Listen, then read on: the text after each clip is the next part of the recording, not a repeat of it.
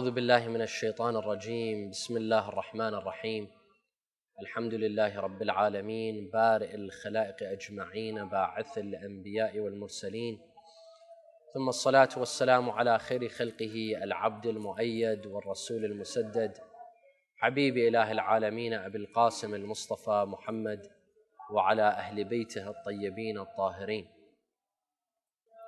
رب اشرح لي صدري ويسر لي أمري واحلل عقدة من لساني يفقه قولي. Welcome to another episode of our series on tafsir titled Quranic Insights.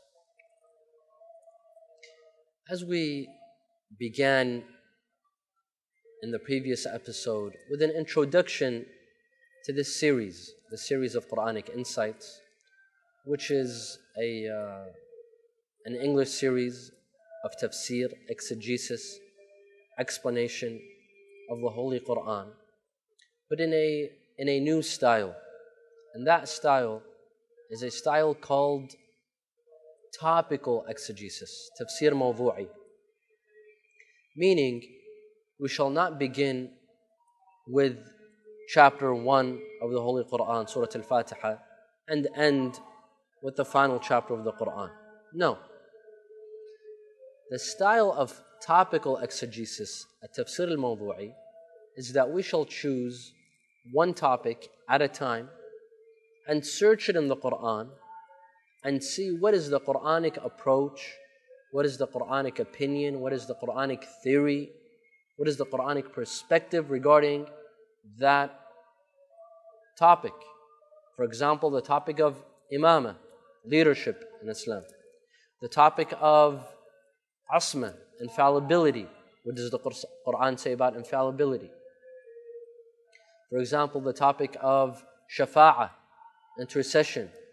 What does the Quran say about intercession? And so on and so forth. We shall address these topics based from the Quran, and we'll talk about this further on, inshaAllah. We'll give a detailed account of what a topical exegesis is and what is the difference between this sort of exegesis, this sort of tafsir, and the traditional orthodox tafsir. But before we begin our tafsir, before we begin our Quranic explanation, we would like to address some important topics regarding the Quranic sciences. Let's get to know the Quran. There are some points that we need to discuss in order to familiarize ourselves more with the Quran. For example, when was the Quran revealed? How many times was it revealed? Was it revealed once? Was it revealed twice? And if twice, what's the reason? If more, is it more than that? We know that some chapters, some verses were revealed in Medina, hence they are called Madani. And we have some verses and chapters revealed in Mecca, hence called Mekki. What is the difference between Madani verses or chapters and Mekki verses and chapters? Is there a difference? Or the only difference is that the first chapters were revealed in Mecca and the others were revealed in Medina. Furthermore, who compiled the Quran? Was the Quran compiled during the life of Rasulullah sallallahu alaihi wasallam or after his death? If it was before his death, who compiled the Quran? Was it himself, or did anyone else help him? If the Quran was compiled after the death of Rasulullah, who compiled the Quran? This is a very important question that needs to be addressed. The organization of the chapters. Who organized the chapters of the Holy Quran? Right now when we open the Quran, we see that the first chapter is Al-Fatiha, then you have Al-Baqarah, and then Al-Imran, and then Surah Al-Nisa, and then Al-Ma'idah, and then Al-An'am. This organization, this order, this sequence of chapters, who put them? Who organized it? Was it Rasulullah sallallahu alaihi wasallam during his lifetime, or was it by someone else after his death? This is what we need to discuss. Furthermore, has the Quran been altered? Were there verses inserted in the Quran? Were there verses taken out from the Quran? And this is the topic of tahrif, al-tahrif of the Quran. Does this exist? Does it not exist? What do the followers of Ahlul Bayt say about this topic? And of course, there's various opinions. What does the Sunni school of thought say regarding this topic, the topic of tahrif? We shall touch upon this. Also, we know that there is 7 kinds of readings, al-qira'at al-sab' to the Quran. What are these 7 kinds of readings? Are they all authentic? Is there only one authentic one? Is there one orthodox reading and the others are not orthodox? We shall touch upon this. Furthermore, are there contradictions in the Quran? Do some verses contradict other verses? There are some that claim we have contradictory verses. This is a topic that we shall discuss. We shall examine certain verses to see if they contradict each other. We shall talk about the subject of naskh, that some verses came and outdated other verses. Some chapters outdated other chapters. The topic of naskh. Is this possible that this actually happened? We'll talk about this. The stories of the Quran. The Quran is full of stories of previous nations and prophets, emperors, cities. What is the philosophy behind these stories? Is the Quran a storybook? Is the purpose only to entertain and mention history? Or is there a greater purpose behind the stories of the Quran? This and the previous topics that we just the above topics that we just mentioned, we shall touch upon in the next couple of episodes, God willing, inshallah. Now, before we enter into this subject, before we begin our tafsir, and before we begin discussing some of the Quranic sciences, some of the subjects of the Quranic sciences, let's talk about the name of the Quran. The Quran has a couple of names. Of course, the obvious name, the most popular name is Al-Quran. However, when we read the Quran, we see that the Quran, it names itself. It gives itself a couple of names. What are those names and what do they signify? For example, we read in the Quran that the Quran itself, of course, the Quran is the words of Allah. Allah calls the Quran Al-Kitab. In several verses of the Quran refers to itself as Al-Kitab. Bismillah ar-Rahman ar-Rahim. Alif Lam Mim Dhalika al-Kitabu La Rayba Fih Hudan lil-Muttaqin. It's named as the book. The Quran is the book. It calls itself the book. And possibly the reason behind this name, and it has a significance. The significance is that the Quran is trying to say that I am not scattered pieces of information. I'm not just scattered verses and chapters, scattered articles, but made into one. I'm not just any form of collection. I'm a book. A book meaning that it has one objective, one aim, one goal, and that is the guidance of humanity. The Quran was revealed for the guidance of humanity. It has an objective, an aim. When you hear, of course, there's a difference in our examples. Well, let's try to give an example to make this idea more clear. If someone says, I wrote a book, you would imagine that this book that this person has written is not just scattered pieces of information or a bunch of subjects put in one book without any relevance, without any connection between the subjects. You would imagine that this book has a unified topic, it has a certain structure, and it has a certain aim. And that's the aim of the Quran. The Quran is a book, meaning everything in it is related. Yes, the Quran discusses various topics, various subjects. The Quran has different approaches.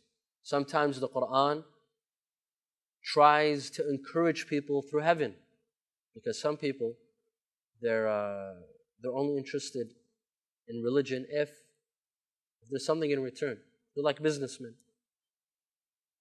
Amir al-Mu'mineen alayhi salam says, إِنَّ قَوْمًا عَبَدُوا اللَّهَ طَمَعًا فِي جَنَّتِهِ فَتِلْكَ عِبَادَةُ التُّجَّارِ.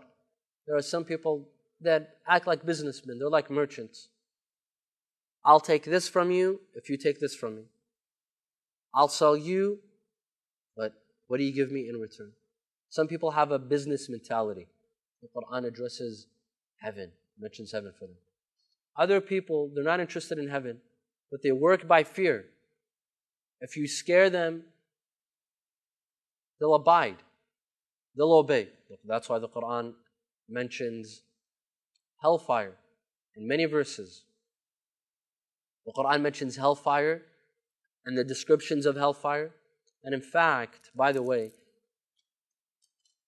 the amount of times that Allah subhanahu wa ta'ala mentions heaven and hell is exactly the same. It's exactly the same. Allah has not mentioned hell more than heaven or heaven more than hell. Exactly the same. The same way that Allah subhanahu wa ta'ala scares us with hell, He encourages us with heaven. Thus, the Quran has various approaches. For some, the Quran appeals to their logic. The Quran has logical points. The Quran can, in some of its verses, is very logical, very academic. In some verses, it has an emotional method, an emotional approach. It tries to grab people from their hearts, by their hearts, while others grabs their mind. Why? Because Allah subhanahu wa ta'ala knows that not all human beings are the same. Not all human beings are the same. First of all, when it comes to their intellectual capacity, people are different. People are not on the same wavelength. You have some people that are extremely smart, others are not so gifted. You have some people that are extremely educated, while others might be illiterate. When it comes to personalities, some people are very gullible, others are very witty. Some people are very angry, others are very soft. Even personalities vary. Thus, the Quran has various approaches for the various kinds of people. It's appealing to everyone through its various chapters and various verses. Yes. So we come back. We say that the Quran has various approaches, but the goal is one, and that's guidance. Whether you're educated or illiterate, whether you're extremely intelligent or extremely, let's use a polite word, unintelligent. Whether you're angry or nice or gullible or witty, the Quran has an approach befitting and appropriate for you, for everyone. But the goal is one, that is to get people to come to Allah subhanahu wa ta'ala, to attract them to Allah subhanahu wa ta'ala, to bring them to their nature. فطرة الله فأقم وجهك للدين حنيفا فطرة الله التي فطر الناس عليها. This is the nature that Allah subhanahu wa ta'ala has created us on, to turn to one Creator, to one Lord, and worship Him, and worship none other. And those who worship others, they've made a mistake. They're listening to their intuition, to the need of worshiping, but they made a mistake. Instead of worshiping Allah subhanahu wa ta'ala, they chose another God. But worshiping a God is natural. The Quran comes and draws us to our natural instincts. It supports our natural intuition. It says, this is the Lord that you need to speak to. Thus, the Quran has a unified goal, a unified objective. That is why it's a book. And also, by naming it Al-Kitab, it also signifies that the Quran is protected. The Quran is protected by being written. You know, when some people write their memoirs. Why? Because if they don't write them, their memories will go. People forget their memories, their memoirs. That's why it's important to write so that you protect it, so that it doesn't become forgotten.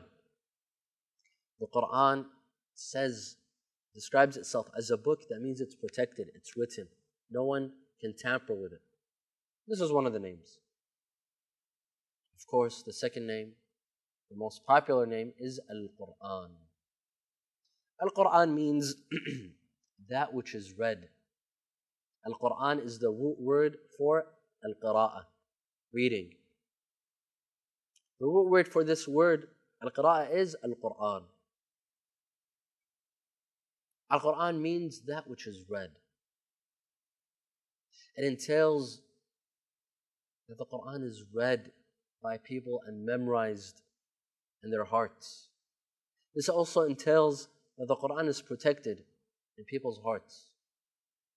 The Quran is protected by two means. It's on paper, it's a book, and it's in people's hearts. If you can tamper with one, you can't tamper with both. You can't tamper with the other. Al-Quran, that which is read, that which exists on people's lips and in their minds and in their hearts. Al-Quran. Among the names of the Holy Quran as described inside the Quran is Al-Furqan, the divider. تبارك الذي نزل الفرقان على عبده ليكون للعالمين نذيرا. Al-Furqan means that which divides. What does the Quran divide? Divides human beings? Divides people? Divides nations? No. The Quran divides the truth from what is false. The Quran divides truthhood, so to speak, from falsehood. Al-Haq wal-Batil. When you read the Quran, you come to an understanding what is Al-Haq, what is right, what is the truth, and what is false. What is a lie? What is batil? What is wrong? The Quran teaches us this. The Quran came to support our intellect and our logic. Allah subhanahu wa ta'ala gave us two gifts. The gift of our mind to distinguish what is right from what is wrong, and supported our minds with the Quran. تبارك الذي نزل الفرقان على عبده ليكون للعالمين نذيرا. It distinguishes what is right and what is wrong. Among the names of the Quran that has been mentioned in the Quran, al-dhikr, the remembrance. وَهَذَا ذِكْرٌ مُبَارَكٌ أَنزَلْنَاهُ.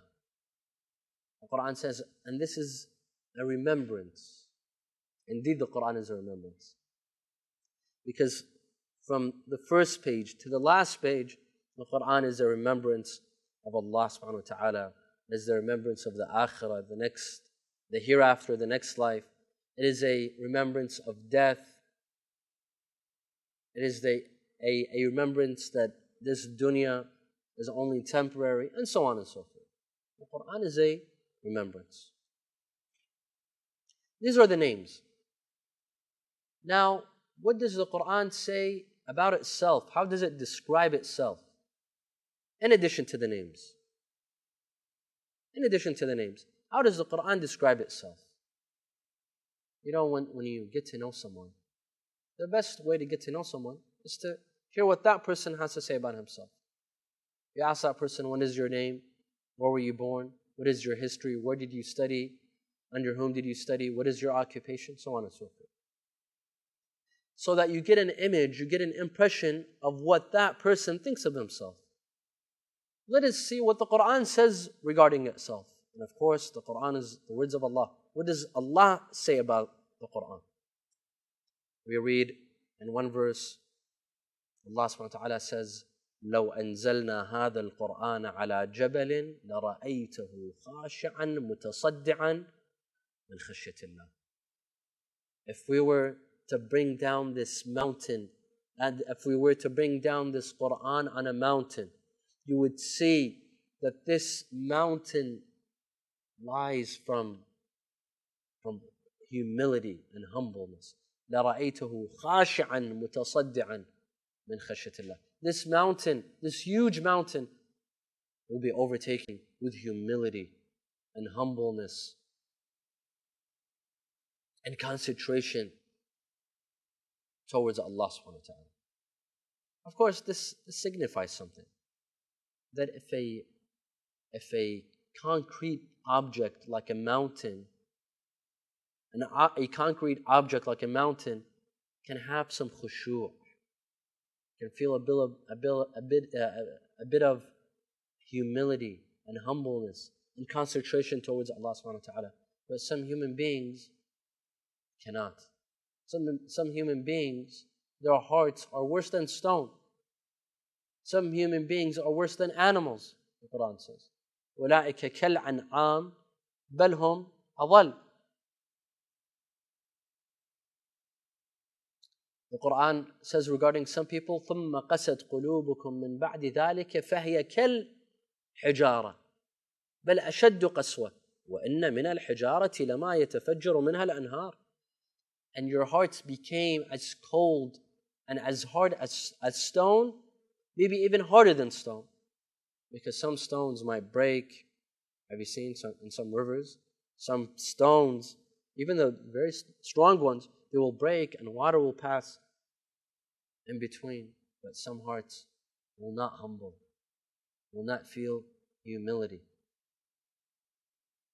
This is one of the effects of the Quran. لو أنزلنا هذا القرآن على جبل لرأيته خاشعا متصدعا من خشية الله.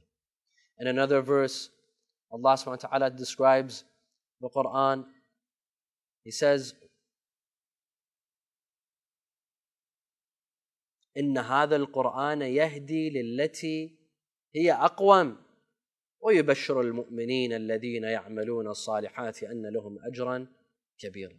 This Quran, إن هذا القرآن يهدي للتي هي أقوم. This Quran guides to a better path, to a better road. This Quran is a guidance. It's a torch. It's a torch in an empty desert in the middle of the night.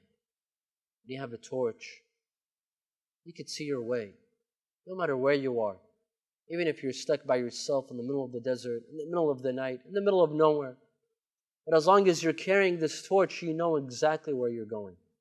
إن هذا القرآن يهدي للتي هي أقوم.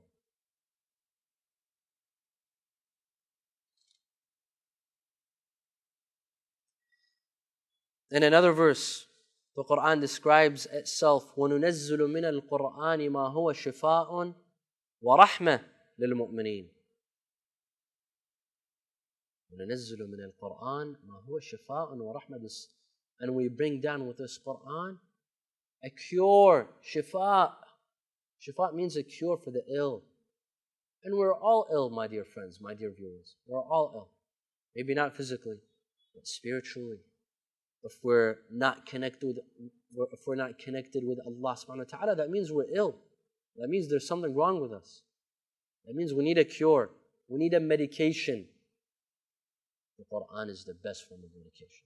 The Quran is the best cure for our hearts, for our spirits, for our souls, for our nafs, for our sense of spirituality. وَنُنَزِّلُ مِنَ الْقُرْآنِ مَا هُوَ شِفَاءٌ وَرَحْمَةٌ. And the Quran is also a form of mercy. The Quran is full of mercy. When we read the Quran, we discover the meaning of mercy. We realize how merciful Allah subhanahu wa ta'ala is. Allah is nothing but mercy. That is why we repeat every day, Bismillah ar-Rahman ar-Rahim. Allah subhanahu wa ta'ala has over 99 names. He has 99 names and He has over 1,000 descriptions, as we read in Dua Jawshan al-Kabir. Yet every day we mention 3 of His prime names. One of them, Ar-Rahman, all merciful. وَنُنَزِّلُ مِنَ الْقُرْآنِ مَا هُوَ شِفَاءٌ وَرَحْمَةٌ لِلْمُؤْمِنِينَ. And another verse, وَلَقَدْ صَرَفْنَا لِلنَّاسِ فِي هَذَا الْقُرْآنِ مِنْ كُلِّ مَثَلٍ. Then in this Qur'an, we have sent for people all kinds of examples. Allah has given so many examples. Allah has given so many approaches, so many ways to guide. Like have you seen a caring father that worries about his son? His son is, for example, a teenager. He's going to high school. There's dangers in high school. There's dangers of gangs, of drugs, of violence, going with the wrong people, having wrong friends. The father tries his best. He tries various examples. He tells them about the bad effects of these things. He tells them stories. He brings them examples. He preaches. He teaches. He uses leniency. At times he's hard. He uses a hard tone. The Qur'an is the same way. The Qur'an uses all measures, all examples, all approaches. وَلَقَدْ صَرَفْنَا لِلنَّاسِ فِي هَذَا الْقُرْآنِ مِنْ كُلِّ مَثَلٍ فَأَبَى أَكْثَرُ النَّاسِ إِلَّا كُفُورًا. But people yet still insist on disbelieving. Allah tries. Allah tries His best to guide. It's up to humans. What are they? They like to listen to their intuition and to the message of Allah, or no? إِنَّا هَدَيْنَاهُ السَّبِيلَ إِمَّا شَاكِرًا وَإِمَّا كَفُورًا. Allah says we showed humans two roads. إِمَّا شَاكِرًا. Here's the road to happiness, to success. This is the road taken by those who are grateful. And this is the road of misery, of failure. وَإِمَّا كَفُورًا. Allah says we've showed human beings all the paths, all the roads, but they need to see it. In another verse, Allah subhanahu wa ta'ala describes the Qur'an. وَإِنَّكَ لَتُلَقَّى الْقُرْآنَ مِنْ لَدُنْ حَكِيمٍ عَلِيمٍ. Ya Rasulullah, do you know who you're receiving the Qur'an from? Do you know who is revealing the Qur'an to you? Do you know whose words these are? إِنَّكَ لَتُلَقَّى الْقُرْآنَ مِنْ لَدُنْ حَكِيمٍ عَلِيمٍ. These words are not the words of a regular person, the words of a scholar or a philosopher or a jurist or a judge. These are the words of the wise and all-knowing. Allah is the all-knowing. There's no one all-knowing other than Him. And Allah is the wise. مِنْ لَدُنْ حَكِيمٍ عَلِيمٍ. Don't take these words lightly. Of course, this verse is addressing Rasulullah sallallahu alaihi wasallam, but at the same time, Allah wants others to pay attention. Rasulullah knows the value of the Qur'an. He knows the value of these words, but Allah wants others to pay attention. وَأَنَّكَ لَتُلَقَّى الْقُرْآنَ مِنْ لَدُنْ حَكِيمٍ عَلِيمٍ. Don't take this Qur'an lightly. These are not the words of a human being. These are the words of the one who created all human beings. In another verse, وَالْقُرْآنِ الْحَكِيمِ. In another verse, وَالْقُرْآنِ الْمَجِيدِ. These are all qualities of the Qur'an. In another verse, وَلَقَدْ يَسَّرْنَا الْقُرْآنَ لِلذِّكْرِ فَهَلْ مِن مُدَّكِرٍ. We have made the Qur'an easy to understand, easy to remember, easy to memorize. Where people have abandoned the Qur'an, as we mentioned yesterday. People have given their backs to the Qur'an. People would rather read a magazine that's full of gossip regarding celebrities rather than read 2 or 3 verses of the Qur'an. Thus, these are the names of the Qur'an, and this is how the Qur'an describes itself, and this is only a small collection. This is only what the Qur'an says about the Qur'an. But if we want to look at what the Ahl al-Bayt, what Rasulullah, what Amir al-Mu'mineen, what the Imams of Ahl al-Bayt have said about the Qur'an, then this would take several lectures. But this shall suffice for now. The Qur'an, my dear friends, my dear brothers and sisters, was revealed to Rasulullah sallallahu alaihi wasallam. Meaning, Rasulullah did not author this book. And this is a very important point. For Muslims, this might be clear. For non-Muslims, this point is not very clear as to who is the author of the Quran.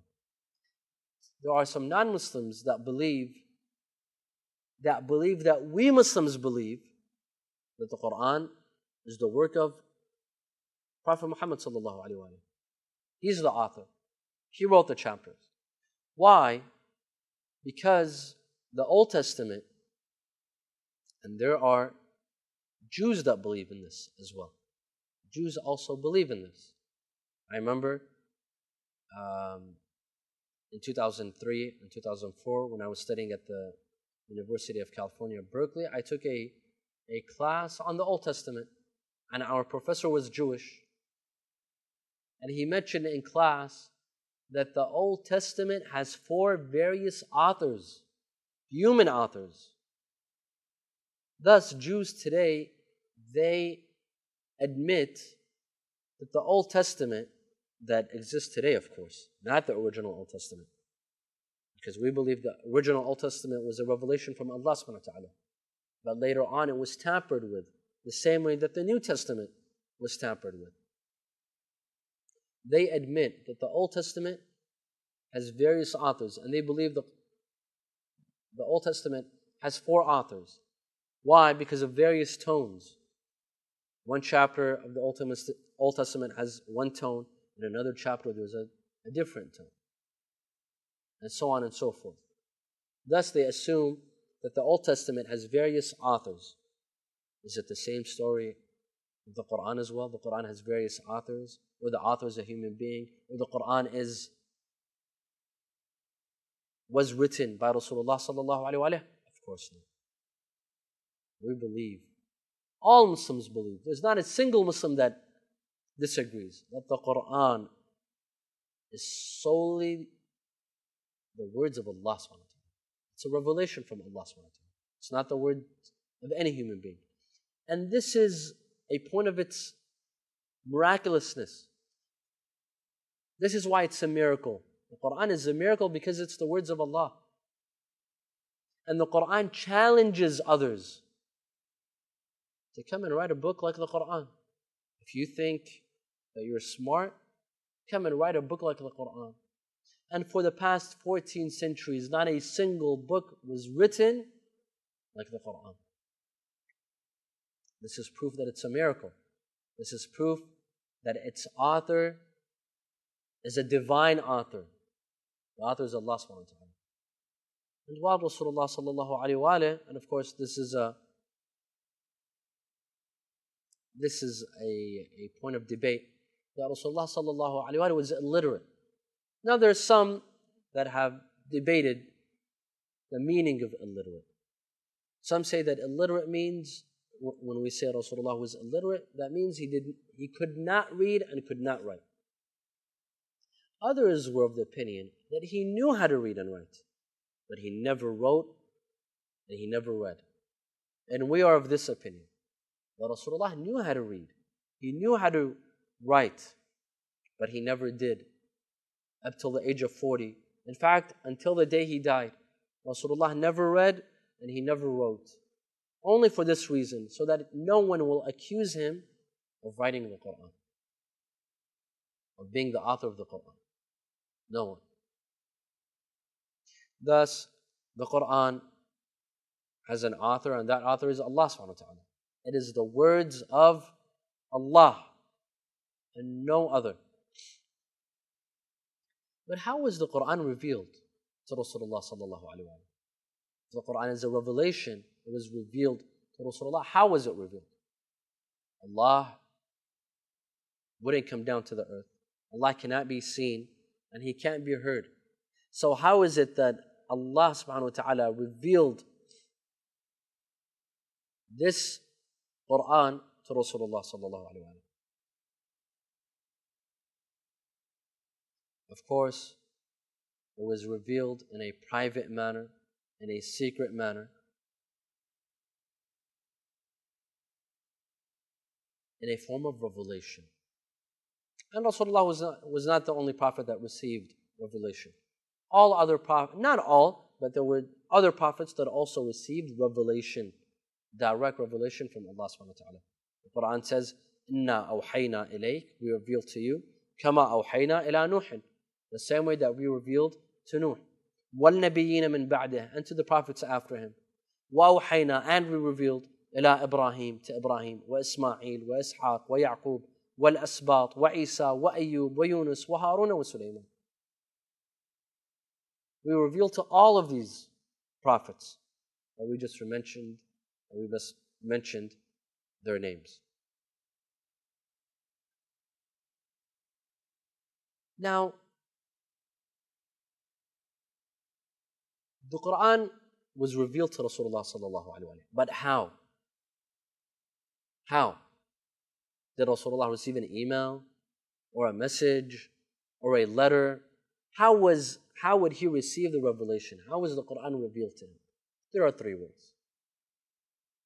The Quran mentions this, that there were three ways. One of the ways is that Rasulullah would feel the revelation in his mind and in his heart. It was put in him. The revelation was put in the mind of Rasulullah and in the heart of Rasulullah. And in Arabic, this is called ilqa al-ma'na fil qalb. This was one way. Without needing a messenger, without hearing a voice. No, Rasulullah would feel the revelation in his mind and heart, and he would know the verse. This is one. Two, another form of revelation was that he would hear the words. He would hear words. He would hear a voice. Of course, Allah subhanahu wa ta'ala does not have a voice. But Allah would create a voice for Rasulullah sallallahu alaihi wasallam to hear. The same way that Musa would hear the voice of Allah. Don't we say that Musa is Kalim Allah? He would speak to Allah without someone in the middle, without a middleman, without Jibreel or any other angel. Of course, this is not the voice of Allah. Allah would create a voice for Musa to hear him. The same voice that Rasulullah heard during Al-Isra wal-Mi'raj. Rasulullah reached a position in which Jibreel could no longer accompany him. Rasulullah would hear a voice. Allah would speak to Rasulullah directly through a voice. He created a voice for Rasulullah to hear him. This was the same way. We are not claiming that this is the voice of Allah. No, Allah is not a human being for him to have a voice. And number three is the main form of revelation was through Jibreel, was through a messenger. A messenger would come to Rasulullah sallallahu alaihi wasallam and reveal certain verses, certain chapters. There's a verse that addresses these three forms of revelation. The Quran says, وَمَا كَانَ لِبَشَرٍ أَن يُكَلِّمُهُ اللَّهُ إِلَّا وَحْيًا.